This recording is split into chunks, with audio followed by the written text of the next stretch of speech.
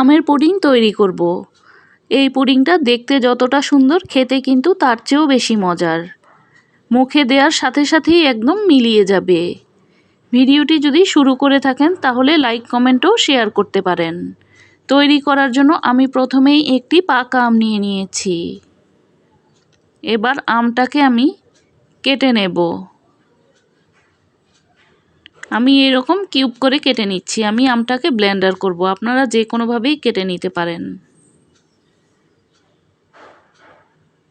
আমটা কেটে নেওয়া হয়ে গেলে আমি একটি বোলের মধ্যে নিয়ে নেব 4টি ডিম। আমি আজকে 4টি ডিম দিয়ে এই পুডিংটা তৈরি করব।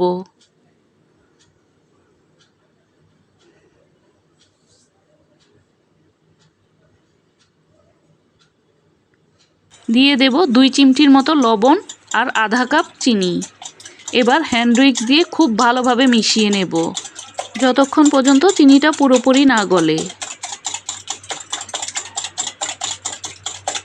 একটু সময় নিয়ে আমি ফেটিয়ে নিয়েছি। ফেটিয়ে নেওয়ার পর দেখতে এই রকম হয়েছে। এবার আমি ব্লেন্ড করে রাখা এই আমের পিউরিটা দিয়ে দেব। আমার এখানে আধা কাপ আমের পিউরি হয়েছে। আর দিয়ে দেব আধা চা চামচ ভ্যানিলা এসেন্স। এবার হ্যান্ড উইক্স দিয়ে আর একটু ফেটিয়ে নেব।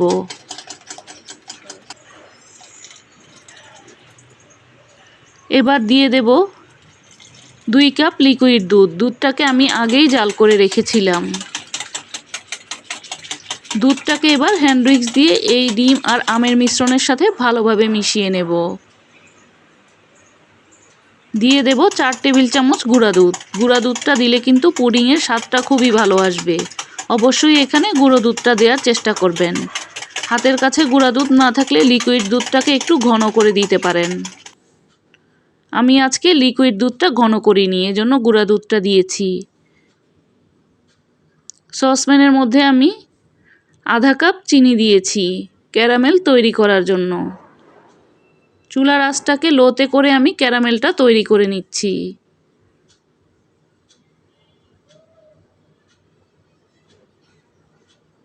ক্যারামেলটা তৈরি হবার পর ক্যারামেলটা যখন শক্ত হয়ে গিয়েছে তখন আমি এই পুডিংয়ের মিশ্রণটাকে একটি ছাঁকনি দিয়ে ছেঁকে নিচ্ছি। ছেঁকে নিলে কিন্তু পুডিংটা খুবই সুন্দর হয়।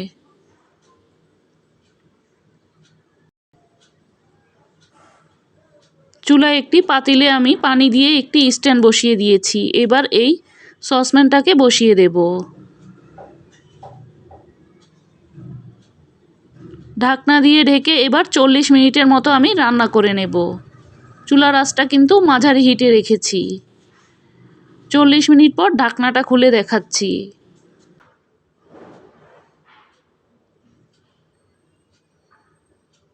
আমি একটি কাঠি ঢুকিয়ে দেখাচ্ছি। কাঠিটা কিন্তু একদম পরিষ্কার এসেছে। এবার আমি নর্মাল ফ্রিজে রেখে ঠান্ডা করে নেব। 1 ঘন্টা পর আমি ফ্রিজ থেকে বের করে নিয়েছি। এবার 4-5টা ছুরি দিয়ে আমি ছাড়িয়ে নিচ্ছি। এখন পুডিংটাকে মোল্ড আউট করে নিয়েছি। কতটা সুন্দর হয়েছে দেখে নিশ্চয়ই বুঝতে পারছেন। পুডিংটা দেখতে যতটা সুন্দর, খেতে কিন্তু তার চেয়েও বেশি মজার। এখন তো পাকা আমের সিজন, এই পুডিংটা একবার ট্রাই করে দেখতে পারেন। আবারও দেখা হবে নতুন কোনো রেসিপি নিয়ে।